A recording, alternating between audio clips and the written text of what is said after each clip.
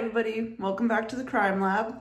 I know I've been away for a little bit, but I had some life stuff going on and I had to take a step away from the channel for a little bit to deal with that. But I'm officially back and we'll start posting a bit more regularly now. So, first video back, we're going to be talking about the Ruhr Cannibal. So this guy, his name's Joachim George Kroll. He was a German serial killer, child molester, necrophile, and cannibal. For anyone that doesn't know what a necrophile is, necrophilia is somebody being able to get like sexually aroused and being able to get off by having sex with dead bodies or like people that are dying. So just in case somebody didn't know that. And it is known that he murdered at least 8 girls and young women in the Ruhr region between 1955 and 1976. So this is relatively recent, within the last about 70 years. He was convicted of 8 murders and 1 attempt, but he admitted to 14. But as with many other serial killers that are active in similar regions of the world, some of the ones that he admitted to were more than likely associated with other criminals, and vice versa. Some of the kills from other serial killers or criminals could have been associated with him as well. A little bit about his early life. He was born to a miner family, so family that did mining, not a like miner family like hierarchy wise, in the Hindenburg area of Upper Silesia. So the current region would be like southwestern Poland, northeastern Czech Republic, and southeastern Germany. It's kind of that part of the world. He was the 6th of 9 children, and his father was actually a prisoner of war in World War II.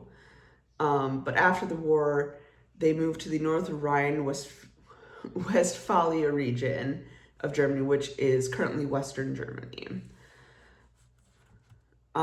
So a little bit about like what the start of his crimes. He began killing in 1955 after the death of his mother. I was unfortunately unable to find out, was he very close with her? And did that something about her dying kind of set something off, or was it more of a just kind of the fact that she passed kind of caused something to trigger? And around 1960, he moved to Duisburg and was working as a toilet attendant. So one of those people that's, helping keep public toilets clean, making sure you got, towels and stuff like that. One of those sort of people. Later found work with Thyssen Industries, resulting in him moving elsewhere. I wasn't able to find an exact location, but during this time, he was continuing his killings. And he would only return to certain areas. Like if he had killed in one area, he would not return to that specific area for several years to kind of help to avoid police and other people becoming suspicious of him. And like I said before, there were a number of killers and other criminals working in the area, so he was able to kind of work around that and kind of stay under the radar while they may have been getting caught. So quick list of his victims, what happened, how were they found, what were police and authorities able to figure out. So February 1955, the victim was Irmgard Strell. She was 19. She was raped and stabbed to death, and her body was found disemboweled in a barn in Ludinghausen. March of 1956, victim was Erica Schuletter. She was 12, raped and strangled in Kirkellen. June of 1959, Clara Frieda Tesmer, 24, murdered in the meadow right along the Rhine, so right along the Rhine River. A mechanic named Heinrich Ott was arrested and executed for the crime. So like I said, other people were associated with this man's crimes, but weren't actually the real criminal. July of 1959, Manuela Knott, 16, raped and strangled in the city park of Essen and found to have flesh removed from her thighs and butt. Like I said, he was a cannibal, so this is not unheard of. This kind of reminds me of like Issei Sagawa, who was doing this in France. He was a cannibal and necrophile from Japan that murdered a young woman that he was going to college with and kept her around and started eating her flesh. Moving on to Petra Geiss, April of 1962, she was 13, raped and strangled in Dinslaken, Bruckhausen. And Vincent Kuhn, I think that's how you pronounce his last name, was arrested and convicted for that one. June 1962, Monica Tafel, she was 12, killed in Walsum, slices of flesh carved from her buttocks. Walter Quicker was arrested and later released, but was pushed to suicide through harassment from his neighbors for having been arrested for it and associated with the crime, unfortunately. September 1962, Barbara Bruder, 12, abducted in Burscheid.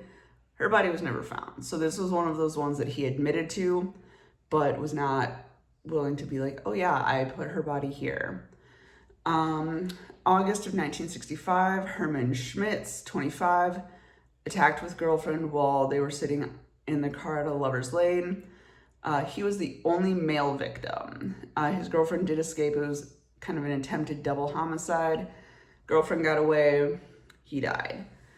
September 1966, Ursula Rowling, 20, strangled in Forester Bush Park near Marl. Boyfriend committed suicide after being falsely accused of the crime. December 1966, Ilona Hark, 5, raped and drowned in a ditch.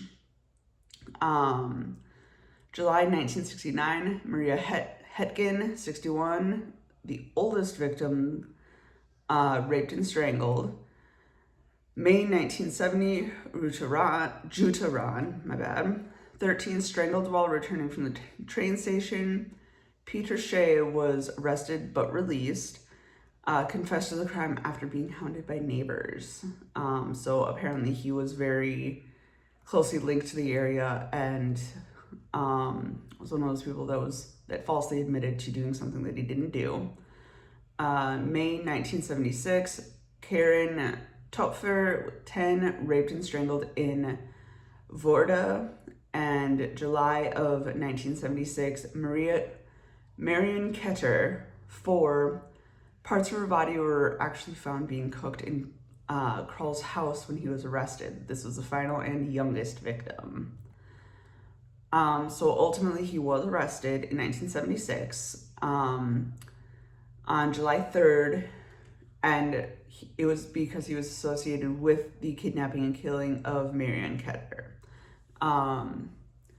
And when police were going through his house for the investigation, as they do, neighbors mentioned that pipes had been blocked. So like they were clogged up. Think like, oh, you're showering, your hair gets clogged in the drain, backs up a little bit. That's what most people think. But this had been apparently a much more major blockage of the pipes. Neighbors were like, hey, we don't know what's going on, but, just kind of the apartments that are affected, it's just kind of odd. And so then when neighbors were noticing that, you get the occasional neighbors that go around in an apartment building and are like, hey, have you noticed your pipe's getting backed up a little bit. We're trying to figure out what's going on. Do you know anything about why the pipes might be backed up? And he's like, oh yeah, guts.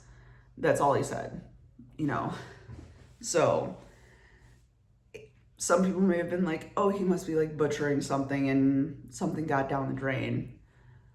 Nobody can necessarily verify anything, because if he's not expanding on something and they're not looking at it, nobody can guarantee what's going on. So then when police arrived, they found Marion's body cut up, and some parts were being stored in the fridge, others were actually actively being cooked. So after he was arrested, he gave details about 13 murders with 1 attempted murder over that 21-year time span between the 1955 and 1976. Claimed that on several occasions he would slice off meat to eat, he would cook it and eat it. As I said, he did with a couple of victims. It's known that he did it, and he was actively cooking Marion's body, the final victim. Believed he was convinced that he was going to get an operation to cure him of his murderous tendencies and would ultimately be released. He thought he was going to go to prison, get some treatment, and then he would ultimately be out. So he was ultimately charged with 8 murders and the 1 attempted murder. This ultimately led to a life sentence. And unfortunately I was not able to find the year, but he did ultimately die in prison. And like I said, in some ways this kind of reminds me a little bit of Issei Sagawa. Although kind of some of the differences is Issei was fascinated with wanting to consume flesh. It doesn't seem like Kroll was oh my gosh, I need to experience eating flesh like Issei was. But there were some kind of similarities of